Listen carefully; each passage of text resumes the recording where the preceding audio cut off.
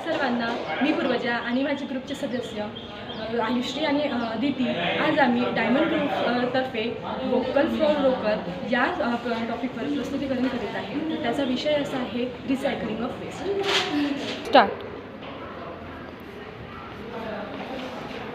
किती हा कचरा?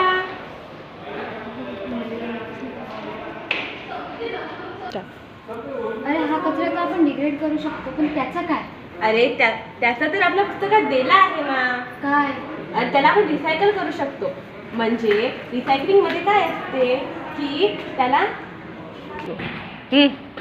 वेगवेगळं करायचं. म्हणजेच की जे वेगळे वेगळे कचरे आहेत, जसं की मेटल आणि प्लास्टिक, त्यांना वेगळ्या वेगळ्या कचरा पेटीत टाकायचं.